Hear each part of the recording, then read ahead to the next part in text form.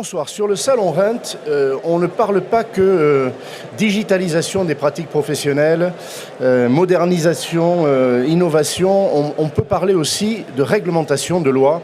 Et les deux, on va le démontrer au cours de cette table ronde, sont finalement très proches. D'abord parce que le législateur lui-même montre la voie, parfois. C'était dans la loi Allure, c'était dans la loi Elan. On trouve que des voies s'ouvrent pour les professionnels et parfois précèdent même des innovations des entreprises. Et puis, une loi récente vient de tomber, la loi climat-résilience, 22 août 2021. Beaucoup d'entre nous étions en vacances, mais le législateur a travaillé. Le législateur, d'ailleurs, nous rejoint en la présence, en la personne de Michaël Nogal. Cette loi, elle ne met pas explicitement le digital au cœur du débat, mais incontestablement, elle compte aussi sur la digitalisation, sur la numérisation des pratiques pour permettre une transition environnementale plus efficace. Pour simplifier, un volet logement massif dans cette loi qui vise à la fois le parc locatif privé. En clair, on ne pourra plus louer dans les années qui viennent si on ne met pas à niveau de vertu énergétique les logements. Et puis en copropriété, même chose. Des outils sont donnés. Alors c'est pas coercitif, mais on indique évidemment le chemin aux copropriétaires et on fait en sorte que par le diagnostic, par la programmation, par l'épargne aussi, ils arrivent à faire évoluer les immeubles collectifs vers la vertu environnementale.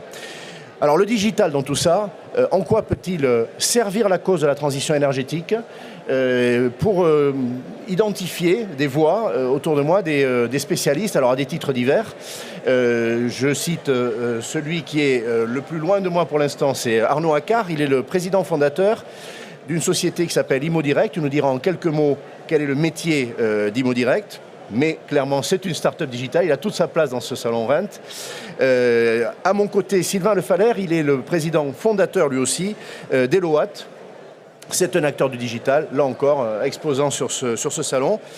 Et puis, ils sont à ma gauche, ils se sont mis naturellement côte à côte d'ailleurs, deux représentants des institutions. Et les institutions aujourd'hui, elles veulent embarquer la nation, les habitants, les copropriétaires, les propriétaires bailleurs, dans cet élan de transition environnementale.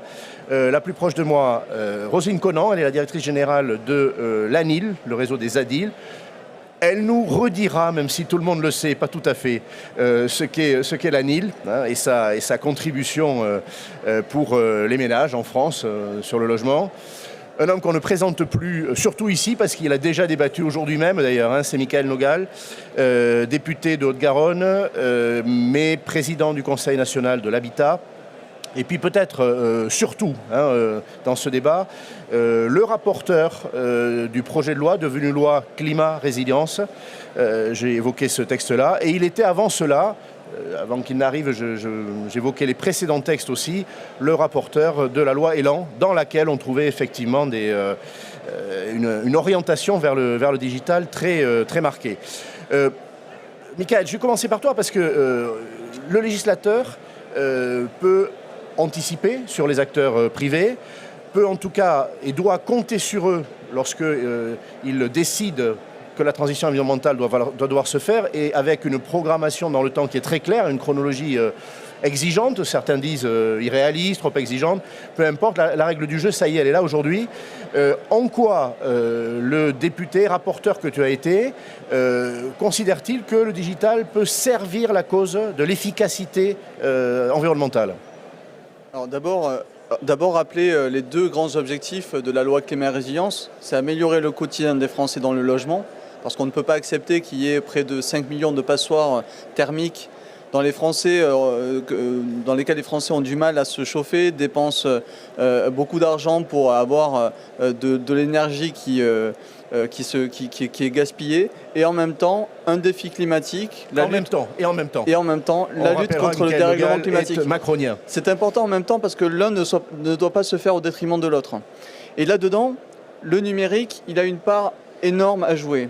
D'abord, sur la meilleure connaissance de l'état du logement et de la consommation d'un logement. Je suis sûr que si on interroge les Français sur la consommation de leur logement et leur impact sur l'environnement, il n'y en a pas beaucoup qui savent dire précisément ce que ça représente.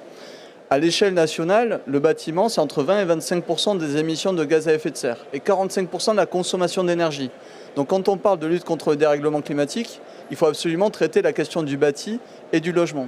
Et pour ça, toutes les initiatives qui arrivent sur le marché pour accompagner à la fois les professionnels et les particuliers sur une meilleure connaissance du logement, pour changer les usages, pour mieux rénover son logement, pour faire les travaux quand on est en copropriété, tout ça, c'est de nature à nous permettre d'atteindre les objectifs qu'on s'est fixés, mais qui nous dépassent en quelque sorte. La sobriété énergétique et la neutralité carbone, ce sont des objectifs nationaux, européens, mondiaux pour 2050. Jusqu'à 2050, on a voulu établir des dates repères pour l'interdiction de mise en location des passoires thermiques. Ça concernera les logements classés G selon le nouveau DPE en 2025, les logements classés F en 2028 et les logements classés E en 2034. Et tout ça, c'est justement fait pour donner de la visibilité à tous les acteurs, que l'on soit une start-up, un grand groupe, que l'on soit un particulier à Paris, à Toulouse ou dans la Creuse, d'avoir cette vision, cette visibilité sur ce qui devra être fait pour le bien de tous et pour le bien de notre planète. Alors, si on parle d'outils concrets, Roselyne, un petit mot de présentation sur l'ANIL, dont tu es la directrice générale, et ensuite sur ce que une institution, dont la mission est d'informer, d'accompagner, mais tu vas nous le préciser, en quoi une telle institution a-t-elle fait le choix du digital? Pourquoi le digital est au cœur même des pratiques d'une institution au service des ménages? Oui, merci Henri. Donc, je représente l'Agence nationale pour l'information sur le logement, qui est la tête de réseau des agences départementales d'information sur le logement, qui sont vraiment là pour répondre à l'ensemble des questions des ménages sur toutes les questions logement. Donc, on a évoqué avec Mickaël le sujet de la rénovation énergétique, qui n'est pas un sujet que pour les propriétaires occupants, on l'a vu, c'est un sujet pour les bailleurs, qui sont effectivement des cibles particulièrement identifiées sur le salon. Et notre mission, elle est là justement pour porter à connaissance toutes ces dispositions législatives, et pas que, sur l'ensemble des sujets logement, et notamment les aides à la rénovation, puisque c'est vraiment au cœur de l'actualité. Et au-delà de porter à connaissance l'information, comme vous le savez, l'ensemble des démarches, alors solliciter MaPrimeRénov', je vais prendre ce type d'exemple, on doit passer par une plateforme. Et c'est en ça où nous, on a vraiment identifié des publics qui ne sont pas forcément en proximité, je dirais, avec le digital et qui ont vraiment besoin d'un accompagnement pour ces démarches. Donc la première étape, la première marche à monter, je dirais, c'est de comprendre quelles sont les conditions pour pouvoir bénéficier de cette aide. Lorsque on a bien compris et on sait ce à quoi on peut prétendre, il faut entamer la démarche, faire les devis et faire les choses dans le bon ordre. C'est-à-dire qu'il ne faut pas perdre de temps, éviter qu'il y ait des allers-retours entre je dépose mon dossier, je joins les pièces et puis le service instructeur revient vers moi et on perd un peu de temps. Donc tout l'enjeu, il est aussi d'expliciter comment on va entamer ces démarches et le faire de la manière la plus sereine et la plus efficiente possible. Et c'est en ça où les agences départementales peuvent accompagner donc, les particuliers, qu'ils soient propriétaires occupants ou bailleurs. Et je pense aussi à un autre grand sujet d'aide mobilisable, notamment pour les locataires et les bailleurs, qui est Visal, qui se fait aussi de manière totalement dématérialisée. Et de plus en plus on avance, et sur la copropriété, on a d'autres exemples, avec l'ensemble des éléments effectivement qui sont mis à la disposition des copropriétaires, les AG dématérialisés. Tout ça nécessite de l'accompagnement et de la pédagogie. Donc on est tous là réunis, professionnels, institutions, pour accompagner justement dans l'information et la bonne compréhension des ménages sur l'ensemble de ces sujets. Alors, et c'est gratuit. Alors, c'est gratuit, absolument. Deux choses. Cette barrière du digital, on est ici entouré de passionnés de digital, d'innovation digitale, voire de geeks, selon les générations, c'est pas la mienne. Moi, j'ai la foi du converti. Est-ce que cette barrière du digital, elle n'est pas un problème lorsqu'on veut informer par le digital des procédures pour obtenir MaPrimeRénov', par exemple, ou pour accéder à Visal? Est-ce que le public qui vient voir les ADIL, vous mettez à sa disposition des outils faciles, d'accès facile pour l'information digitale? Alors l'information sur par exemple MaPrimeRénov', elle se fait via différents canaux. Mais notamment par le digital. Mais notamment par le digital. C'est-à-dire que les cibles, on ne touchera pas forcément toutes les cibles via le digital. Donc c'est en ça où on a des publics qui sont totalement, pas hermétiques, mais voilà, qui n'accèdent pas au digital et qui ont besoin justement d'avoir accès à l'information par d'autres biais. Et un humain finalement, c'est pas mal aussi pour informer. Sur l'accès aux aides, donc aujourd'hui, que ce soit l'ANA, l'agence publique qui effectivement distribue, j'utilise ce mot-là, MaPrimeRénov', que ce soit Visal, un produit Action Logement qui effectivement améliore la relation bailleur-locataire en la sécurisant, leur souscription, c'est pas le mot, mais va se faire forcément en ligne aujourd'hui. Totalement. Totalement. Tout est dématérialisé, il n'y a plus de voies parallèles pour constituer les dossiers. Donc on est contraint effectivement de passer par ces plateformes. Donc il y a des systèmes où un tiers peut recevoir mandat pour, par exemple sur ma prime, pour faire le dossier à la place. Le syndic ou le gestionnaire locatif, typiquement. Voilà, après il y a des opérateurs aussi qui interviennent sur ce sujet-là. Nous, notre métier, il est là pour informer, conseiller. C'est-à-dire qu'on va expliquer aux ménages comment faire, on va identifier les ménages qui sont autonomes. Il faut un petit coup de pouce, il faut une petite explicitation, mais ils vont faire eux-mêmes. Et puis on va identifier aussi les acteurs qui pourront faire à leur place pour les ménages qui seraient plus en difficulté, qui seraient, je dirais, dans l'incapacité de faire la démarche de manière totalement autonome. La proportion de ceux, vous voyez beaucoup de ménages, vous pouvez faire des statistiques, vous en faites régulièrement d'ailleurs, sur les sujets de préoccupation des ménages, sur les difficultés qu'ils rencontrent. Encore une fois, l'accès au digital, la familiarité avec le digital. Aujourd'hui, ceux qui ne l'ont pas, c'est quelle proportion dans ceux qui vous consultent? Il y a encore quoi, 10, 20, 15% des Français, 30? Ça va dépendre des secteurs. Oui. On a aussi l'enjeu de l'équipement informatique, de l'accès à Internet sur des parties rurales où on a aussi, en fonction des publics, c'est-à-dire sur des publics, notamment on a des bailleurs âgés qui viennent nous consulter, qui n'ont pas d'ordinateur, qui ont un téléphone, mais qui ne sont pas, je dirais, agiles sur la manipulation de l'équipement. Intéressant, Michael, de réaliser ça, c'est un sujet. Et on a des bailleurs qui ne peuvent pas passer par Visal parce qu'ils n'ont pas d'ordinateur et ils ne savent pas s'en sortir. Donc, clairement, et même on a des publics jeunes qui sont hyper agiles pour réseaux sociaux, communiquer. Mais à partir du moment où il faut faire un dossier avec des pièces, une démarche, il faut constituer un dossier, faire les choses de manière très carrée. C'est-à-dire quand on demande de scanner la pièce d'identité, il faut le recto et le verso. Il y a des choses toutes bêtes, mais n'empêche que, y compris les jeunes, il y en a qu'on a besoin d'accompagner parce qu'ils ne sont pas forcément assez méthodiques sur leur sujet. Et donc on a vraiment un panel de publics sur des secteurs très différents, c'est-à-dire qu'on a des ADIL sur l'ensemble du territoire, sur 85 départements, mais on renseigne sur l'ensemble du territoire, qui sont confrontés à des problématiques très différentes. Et c'est vrai que récemment, sur un territoire très rural, on me disait que sur certaines, MaPrimeRénov', j'ai des personnes qui sont obligées de faire appel à un tiers parce qu'ils n'ont pas d'équipement et ils ne peuvent pas faire, ils ne savent pas faire. Donc tout l'enjeu de l'accompagnement, il est réellement là. C'est-à-dire qu'on peut digitaliser, on est de plus en plus en proximité avec l'outil, mais on a encore des publics et il ne faut pas les oublier parce qu'il ne faut pas exclure certains ménages et certains publics des aides et des différentes démarches. À ma droite, donc à votre gauche, si vous êtes en face, il y a deux acteurs du digital. C'est bien qu'ils prennent cette mesure aussi et qu'ils répondent à ça. Michael, vous voulez intervenir sur la question de l'accès au digital? Oui, simplement pour dire que, évidemment, les ADIL, je le disais tout à l'heure, c'est un conseil gratuit, c'est plus de 450 juristes spécialisés partout sur le territoire. On a mis en place aussi avec le gouvernement les maisons France Service. L'idée, c'est dans les 1000 cantons en France, pouvoir apporter ce service numérique, y compris à ceux qui en sont le plus éloignés, jeunes et moins jeunes d'ailleurs, parce qu'on le voit aujourd'hui avec France Connect, la déclaration d'impôt, l'accès à MaPrimeRénov', l'accès à Visal.fr. On a des Français qui ont besoin d'être accompagnés sur le numérique, et donc on a mis en place ces maisons France Service, dont ça va être une des responsabilités, une des missions, de pouvoir s'assurer que tous nos concitoyens, où qu'ils soient, quand bien même ils ont des difficultés avec le numérique, eh bien ils seront accompagnés et que personne ne sera laissé au bord du chemin. Alors, Arnaud et Sylvain ensuite. Arnaud, un mot de présentation sur ImoDirect, qui le mérite encore. Peut-être que tout le monde ne connaît pas encore ImoDirect. Et quelle contribution, j'ai tout de suite dit que tu étais un acteur du digital, et on sent bien que tu es dans la gestion de l'immobilier. quel apport tu peux faire à l'efficacité de la transition environnementale, c'est le cœur de la loi climat résilience, avec ta pratique professionnelle, avec la valeur ajoutée d'Imo Direct.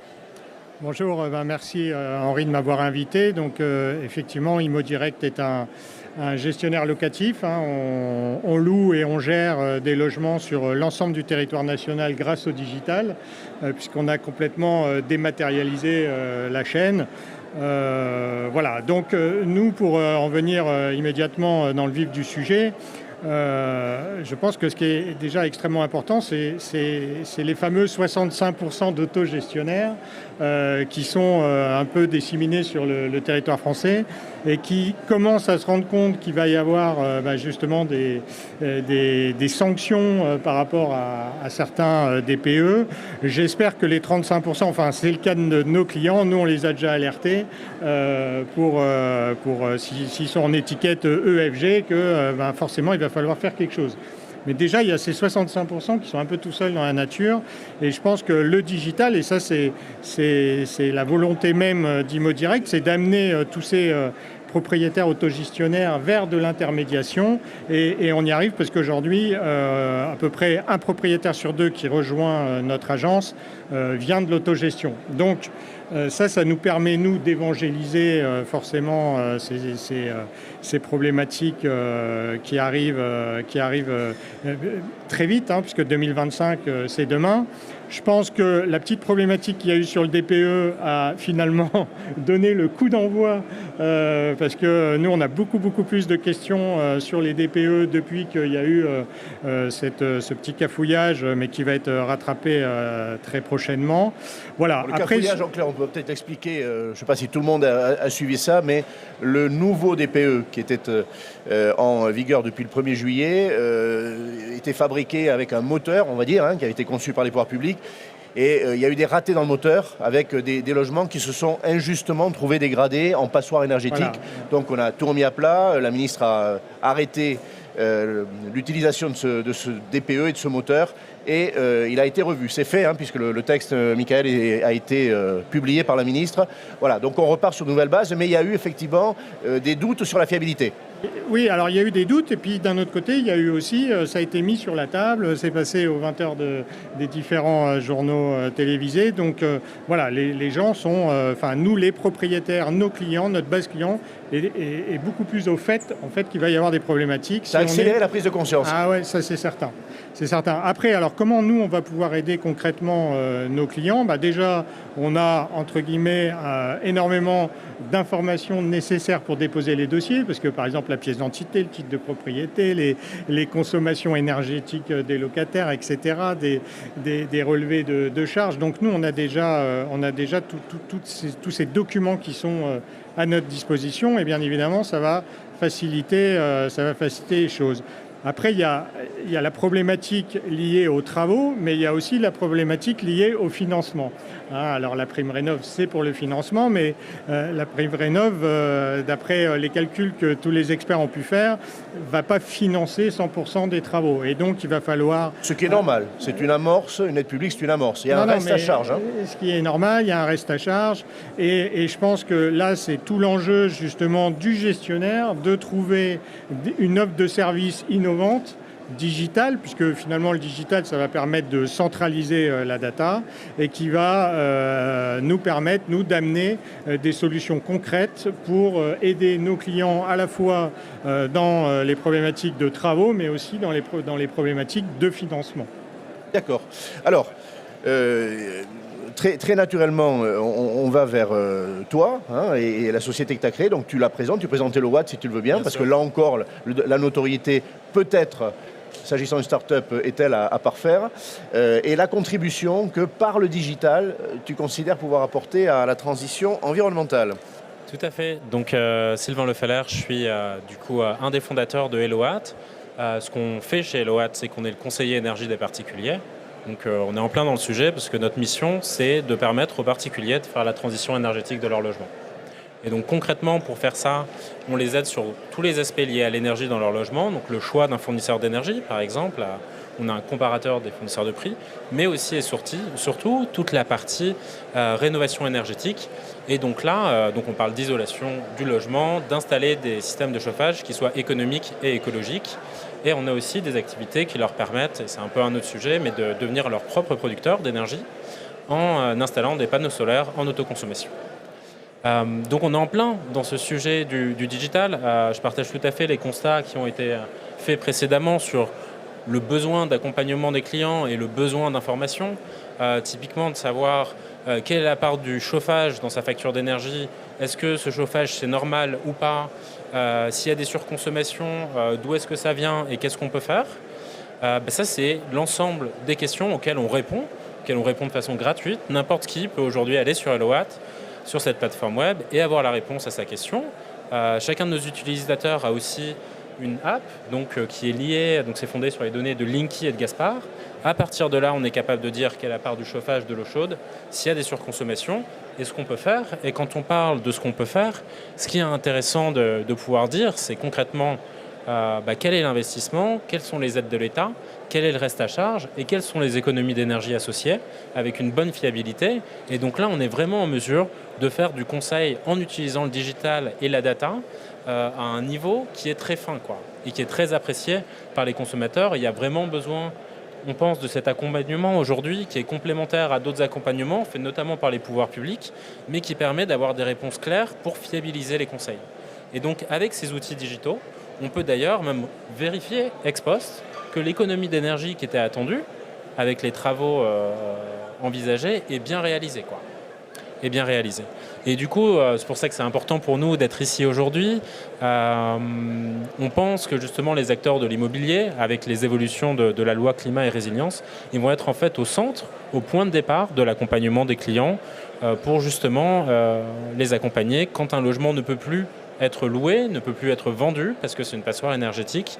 Il ne faut pas attendre les dates d'échéance parce que les artisans auront tôt de travail cette année-là. Et elles arrivent vite puisque 2022 est la première échéance. Deux choses. Vous conseillez aussi bien directement les particuliers, propriétaires bailleurs ou copropriétaires, que ceux qui passent par des professionnels. Vous êtes en modèle B2C ou B2B ou B2B2C?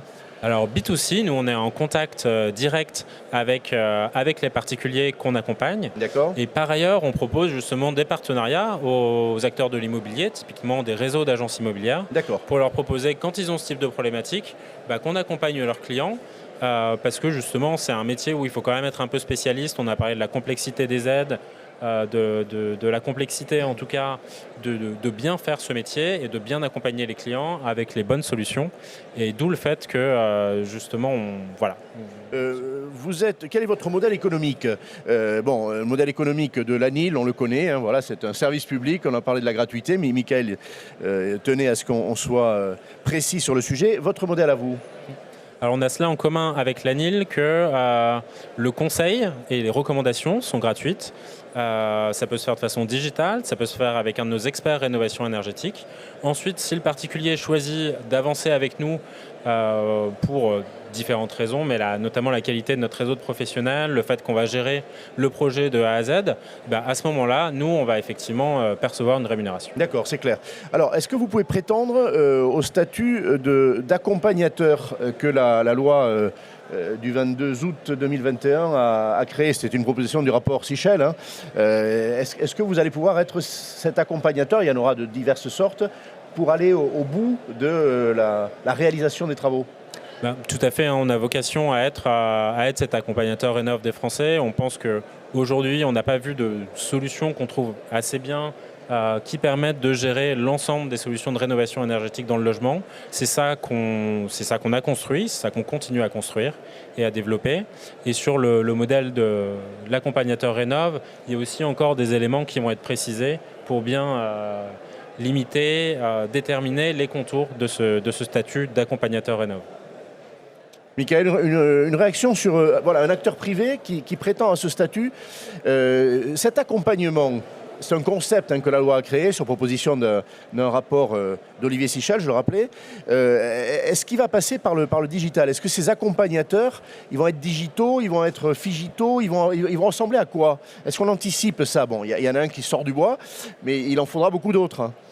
Je pense qu'il est bon de toujours marcher sur ces deux jambes-là. Et à terme, je ne vois pas des acteurs qui interviendraient sur ce sujet qui ne soient pas au minimum digitalisés.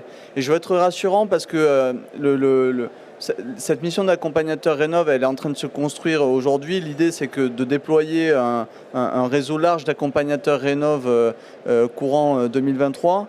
Et donc, ce que je veux dire, c'est qu'il y a du boulot pour tout le monde. Vraiment, que personne ne s'inquiète, que l'on soit dans le public, dans l'associatif, dans le privé, il y aura du boulot pour tout le monde et il y a de la place pour tout le monde. Les architectes ont leur place, les ADIL ont leur place, Eloat a sa place. Beaucoup d'autres acteurs privés qui voudraient se lancer, il suffira de demander de l'agrément à l'État. Et en fait, c'est ça qui doit nous guider, c'est le professionnalisme, l'expertise, le sérieux qui doit faire qu'on permet à une entité, qu'elle soit privée ou publique, d'intervenir sur le sujet de la rénovation. Ça ne doit pas être le sujet de quelques-uns. Vous avez vu les objectifs qu'on se fixe en termes de rénovation énergétique dans notre pays. Il faut vraiment que tout le monde prenne ce sujet à bras-le-corps. Et donc, on aura besoin de beaucoup de structures pour faire cet accompagnement sur tout le territoire. Tu évoquais tout à l'heure, au détour d'une phrase, la capacité, c'est ce que j'ai compris en tout cas, que le digital pouvait donner aux habitants, copropriétaires typiquement, propriétaires bailleurs, de mesurer les consommations, de faire des schémas d'optimisation. Bon, on parle aussi de télérelève aujourd'hui, ne serait-ce que ça. On parle de maquette numérique, on en parle pour le neuf, mais on peut en parler pour le logement existant. Est-ce que le législateur attend aussi des évolutions des acteurs privés, qu'il faudra peut-être favoriser, guider, mais est-ce qu'on mesure même ces évolutions qui peuvent avoir lieu dans les 2-3 ans et qui peuvent accélérer notoirement la connaissance, le diagnostic et la décision? En tout cas, le législateur, il est là pour établir un cadre, mais après, dans ce cadre, c'est aux acteurs privés aussi d'innover, de proposer des choses. Et ça a été dit, mais sur la question de la déperdition d'énergie dans un logement, en fait, les Français ne sont pas forcément au clair avec ça. Et en fonction de... vous pouvez avoir des fenêtres chez vous isolées en double vitrage, d'autres en simple vitrage. Du coup, la déperdition ne va pas être la même. Et donc, savoir précisément où est-ce que vous allez pouvoir faire des économies d'énergie. Est-ce qu'il faut isoler les combles? Est-ce qu'il faut faire évoluer votre système de chauffage? Est-ce que le sujet, est-ce qu'on parle d'une maison individuelle ou d'une personne qui vit en copropriété? Tout ça, en fait, ce sont des questions qui déterminent les actions à mener par la suite. Mais si vous ne savez pas, si vous ne faites pas le bon constat, vous ne pouvez pas y apporter les bonnes solutions. Donc, évidemment qu'on attend beaucoup des acteurs privés pour justement proposer de nouveaux outils les plus simples possibles. Je crois que le message aussi, il est là. On a des personnes qui délivrent un conseil gratuit, impartial, c'est important, mais il faut des choses simples après pour passer à la phase de réalisation, à la phase de travaux. Et ça, c'est peut-être le plus dur parce que le logement, l'immobilier est une matière par définition complexe, mais c'est à nous, collectivement, pouvoir public et acteurs sur le terrain, de rendre les choses les plus accessibles et faisables pour nos concitoyens. Je reviendrai vers les deux fondateurs de start-up pour avoir leur regard sur ces capacités d'innovation qui sont dans nos mains. Roselyne, sur la partie comportement, parce que quand on parle de loi climat-résilience, de règles du jeu, on les trouve exigeantes, elles le sont de toute façon, on passe sous silence les comportements. C'est-à-dire on fait, je trouve, comme si les évolutions purement techniques, les travaux, pour dire d'un mot, allaient suffire et puis ça y est, on va avoir une vertu énergétique, on va protéger la planète. Est-ce que l'ANIL, le réseau des ADIL, peut-être justement en utilisant aussi la voie digitale pour informer, mais s'attache à la didactique sur les comportements. Comment on utilise un logement, comment on peut le rendre plus économe? Est-ce que ça compte les comportements? Alors, majoritairement, donc, dans les staffs des ADIL, on a plutôt des juristes, mais on a aussi des thermiciens, des techniciens qui sont aussi dans le réseau FER, qui accompagnent aussi après livraison de travaux sur la bonne utilisation des équipements. Parce qu'un équipement qui n'est pas entretenu, qui n'est pas nettoyé ou qui est mal utilisé, finalement, je ne pense pas qu'on fasse vraiment d'économie d'énergie. Donc je pense qu'il y a aussi cet enjeu de pédagogie sur l'utilisation des équipements qu'il faut aussi faire au moment où on les installe et puis au moment tout au long de la vie de l'équipement. Donc il y a cet enjeu d'identification de la source d'économie d'énergie à faire. Et je voulais compléter les propos de Mickaël. Ce qui est important aussi quand on parle de digitalisation, c'est aussi d'arriver à chiffrer le avant-après pour mesurer en fait l'impact de la politique publique. C'est-à-dire que si aujourd'hui le logement il consomme tant d'énergie, savoir combien on a investi dans le logement et savoir combien on consomme après et dans combien de temps on va effectivement arriver à rentabiliser ces travaux, ça c'est un vrai sujet. Et je pense que la digitalisation va nous aider à justement évaluer ces politiques. Il y a déjà beaucoup de travaux qui sont faits par l'ADEME sur le sujet, mais je pense qu'on va encore gagner en données sur le sujet. Il y a la base DPE, il y a plein de choses. Et je pense que le sujet de la rénovation énergétique, il est encore devant nous.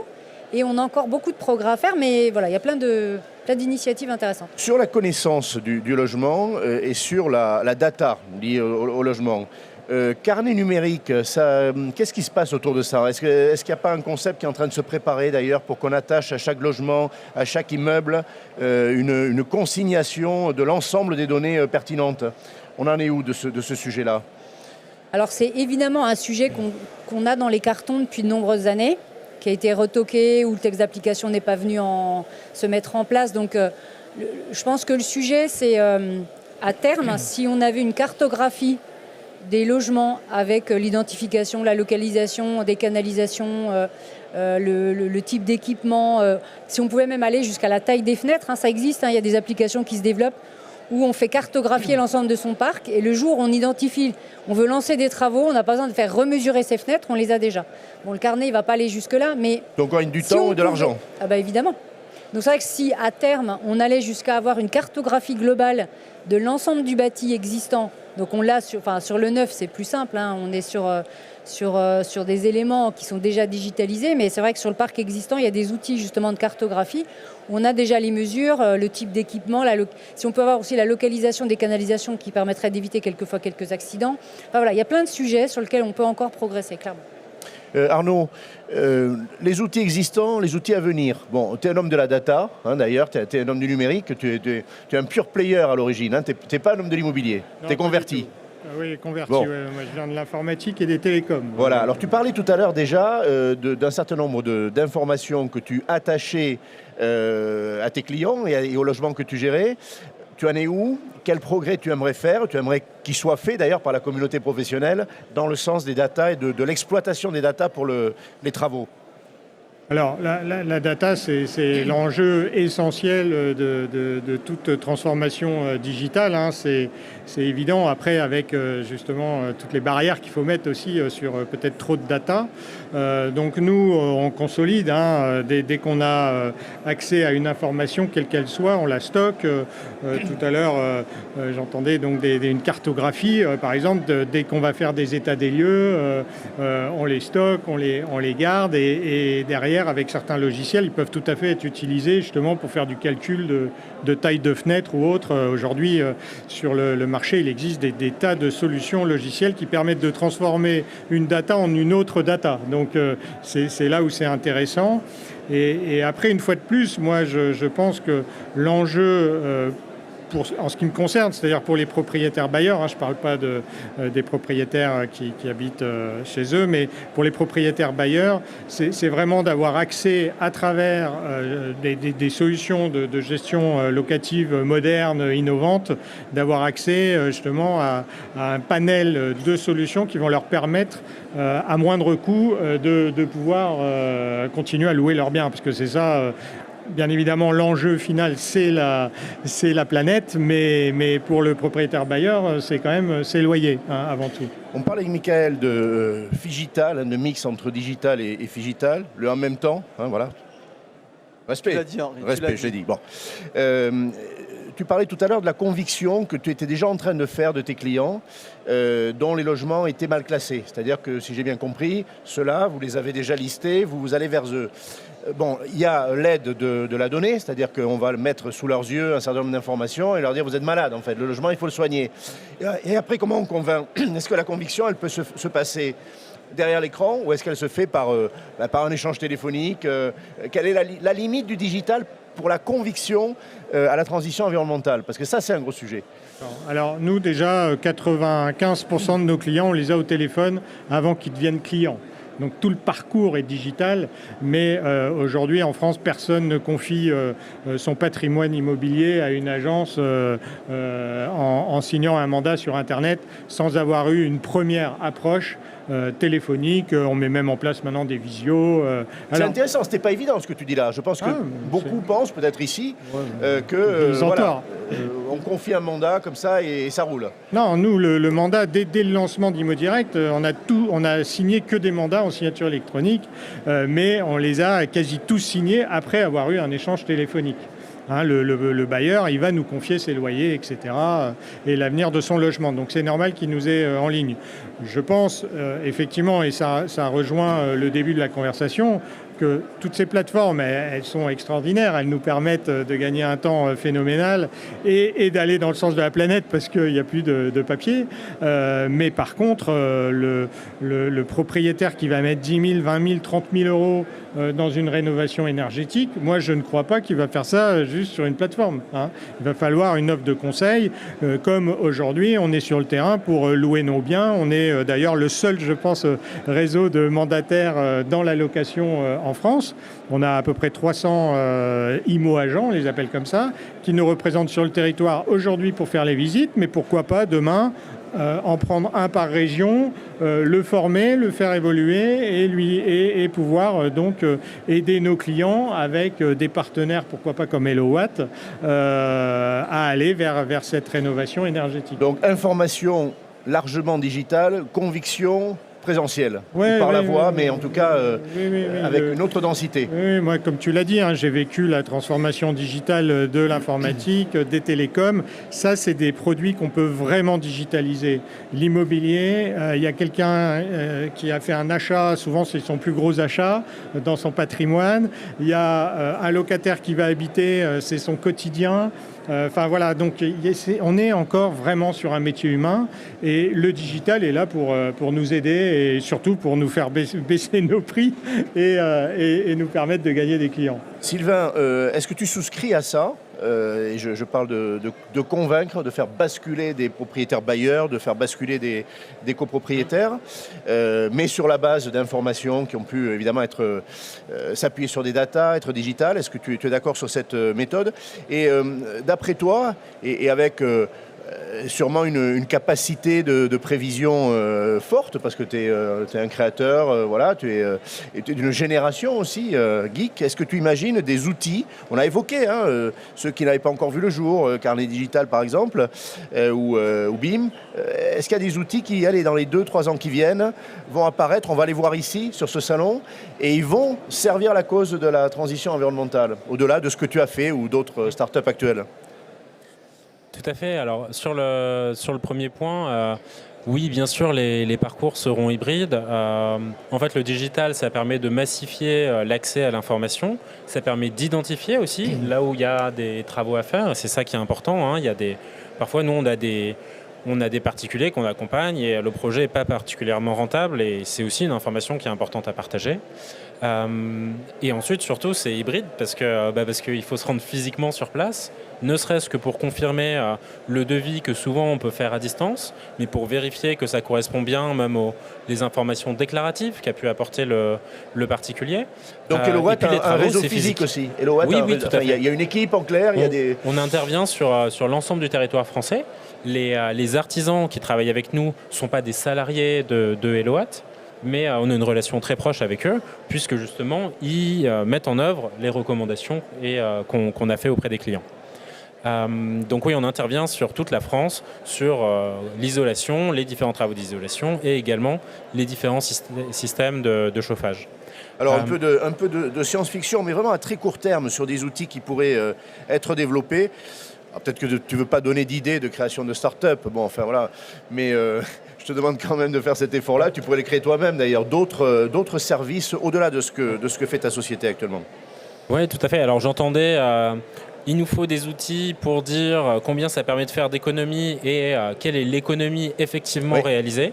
La bonne nouvelle, c'est que cet outil, il existe. Nous, on l'a fait, donc il y a aussi d'autres personnes qui pourront le faire. C'est pas facile de partir de la donnée Linky, qui est la consommation totale du logement, et pareil pour le gaz, et de déterminer quelle est la part du chauffage, quelle est la part de l'eau chaude. Le reste, on ne sait pas dire, parce que c'est la donnée totale, mais ça, on sait le dire. D'autant qu'on rappellera que certaines aides sont assujetties à la performance énergétique à venir. Les fameux 35% copropriété, par exemple. Voilà. Donc ça, c'est pas si simple. On a un programme de R&D. D'ailleurs, on est accompagné par la BPI là-dessus qui permet de donner ces résultats. Donc il y a ce premier volet d'accompagnement. Ça, on sait déjà dire la part du chauffage avant et après les travaux. Ce sur quoi on travaille aujourd'hui, c'est aussi d'inclure l'effet climatique. Parce que si on promet 15% d'économie en isolant ses combles, par exemple, et qu'en fait, c'est que 10%, si l'hiver a été très froid, il faut aussi corriger ça pour avoir une vraie donnée. Il y a aussi des aspects comportementaux. Parfois, on chauffe un peu différemment suite à ces travaux de rénovation énergétique qui sont aussi à prendre en compte et à modéliser. Donc voilà, il y a ces outils-là qui existent. Je pense qu'effectivement, il y en a encore beaucoup à inventer. D'une façon générale, je pense qu'un outil sur lequel il est intéressant de réfléchir, c'est aujourd'hui comment on peut accompagner au mieux les professionnels, les artisans, les gens qui font ces travaux à travailler dans le sens où ce qui est classique un peu quand même sur les travaux, c'est le professionnel est passé, il m'a dit qu'il m'enverrait le devis, mais le devis n'est pas arrivé, et puis j'ai un problème, et quand je le rappelle, il ne décroche pas. Je pense que nous, on a une solution où on sait très bien faire ça, c'est notre métier d'accompagner les clients. Et du coup, le deal qu'on a avec nos artisans, c'est justement de leur dire il y a toute une partie du métier qui n'est pas forcément celle sur laquelle vous êtes le plus à l'aise, ou la partie commerciale, la partie gestion des dossiers. Par contre, ce qu'on vous propose, c'est qu'en bossant avec nous, vous pourrez faire bien plus de travaux dans une semaine et donc bien plus de chiffre d'affaires. Vous savez accompagner les entreprises vers la reconnaissance RGE, vers le label RGE? Parce que ça, c'est également un sujet. C'est de l'ordre de 15% des entreprises aujourd'hui qui ont ce label, qui lui-même donne droit aux aides publiques. Moi, j'entends que c'est très compliqué de l'obtenir, pour des raisons administratives aussi. Est-ce que là, il y a un fonds de commerce, pour le dire clairement? Est-ce que ça peut être un métier d'accompagner les entreprises? Il existe peut-être, je l'ignore. Aujourd'hui, non, on ne le fait pas. Moi, je dirais que donc il y a le label RGE qui existe. Reconnu garant de l'environnement, on va traduire. Ouais. Pour travailler avec HelloWatt, c'est pas un label qu'on juge suffisant. Nous, pour les personnes... Vous allez au-delà? On va au-delà, ouais. On fait nos propres audits, parce qu'il y a un besoin énorme de confiance. Et c'est le cœur de notre accompagnement, de créer justement cette confiance. Donc oui, il y a beaucoup de choses qu'on va vérifier en plus sur le professionnel avant de lui confier des premiers clients. Michael, on arrive au terme de cette table ronde. Est-ce que tu as l'impression, tu as entendu deux start-up qui ont fondé leur société sur des services apportés de manière digitale, mais pas seulement digitale d'ailleurs. Tu as entendu, et tu la connais bien, la patronne d'une grande institution qui accompagne, qui informe les ménages, utiliser largement aussi le digital. Et c'est un début. Est-ce que tu es optimiste sur la possibilité de relever le défi de la transition environnementale grâce également à la transition digitale? Je suis à la fois optimiste et confiant, et honnêtement ça me fait plaisir d'être là et ça me fait plaisir de les entendre, parce que si ne serait-ce qu'on se place il y a 5 ans ou il y a 10 ans, et je crois qu'en fait on n'aurait pas du tout eu ces conversations. Moi ça me fait plaisir d'être sur Reims et de voir des entrepreneurs pour qui la transition écologique est une source d'opportunité et pas seulement une contrainte.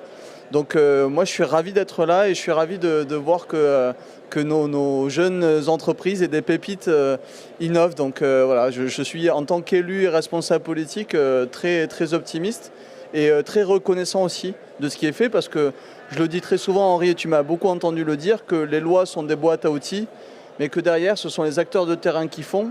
Ce sont les juristes des ADIL partout sur le département et dans les zones parfois les plus reculées et rurales. Ce sont des startups et des plus grands groupes qui sont aussi sur le terrain. Et donc c'est par la contribution de tous et la participation de tous qu'on relèvera ce défi. Alors le Salon Reims, tu sais, c'est le lieu de la rencontre entre les apporteurs de solutions digitales et des acteurs que je qualifierais de traditionnels. On a ici les grandes enseignes, on a un stand de l'UNIS, voilà, qui regroupe les administrateurs de biens. Est-ce que tu as le sentiment que la conversion digitale, l'évolution des pratiques digitales des métiers de la gestion en particulier, alors on a avec nous Arnaud, est-ce que tu la trouves assez rapide, suffisante? Est-ce que tu t'intéresses à ce secteur depuis le début de ton mandat, ça fait déjà 4 ans. Est-ce qu'en 4 ans, tu as vu un progrès? Voilà, porte une appréciation avec un peu de recul, déjà un peu de hauteur. Alors, je vois beaucoup de progrès, notamment ces derniers mois. Je dois dire qu'il y a eu une accélération ces derniers mois. À mon sens, et vu de l'extérieur, c'est toujours trop lent. C'est-à-dire que j'aimerais que les administrateurs de biens... Tu es impatient. Voilà, peut-être impatient, mais en tout cas, il y a aussi cette urgence qui est là et dont il faut prendre compte. Mais je vois quand même qu'il y a une volonté partagée et que ceux qui étaient les plus réticents finissent par s'y mettre parce que voilà, ils y voient des opportunités, ils y voient l'amélioration aussi de la qualité de travail, parce que le numérique, c'est aussi ça, c'est aussi faciliter son travail, son propre travail de professionnel, de conseil au quotidien. Et donc voilà, même si je regrette que parfois ce soit un peu lent, je note quand même beaucoup d'efforts qui sont faits et je suis là aussi optimiste sur le rythme qui est pris. Le législateur est optimiste. Moi, je pense que ça ressemble à une conclusion de débat. Merci beaucoup. Messieurs, on n'avait pas tout à fait atteint la parité, n'est-ce pas, Michael? Parce qu'il y tient beaucoup. Voilà, on va dire que la qualité de la débatteuse qui est à ta droite compensait un peu. Mais tu vois, on se soigne. La première table ronde de la journée, ça n'allait pas du tout. Ça va mieux là. On sera bientôt paritaire. Voilà, en tout cas, on y arrive. Henri, non, mais je tiens à le dire parce que c'est vrai qu'Henri l'a rappelé ce matin. J'avais pris l'engagement de ne pas participer à des débats publics où il n'y avait pas de femmes qui participaient. Donc d'être qu'entre hommes, ça me met un peu mal à l'aise de discuter parfois qu'entre hommes.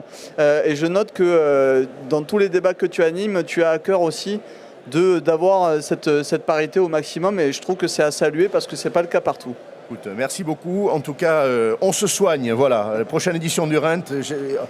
Allez, je le prends comme un engagement. Je vais engager les organisateurs, Stéphane Scarella. On va avoir la parité l'an prochain. Bon, merci beaucoup. Merci Roselyne.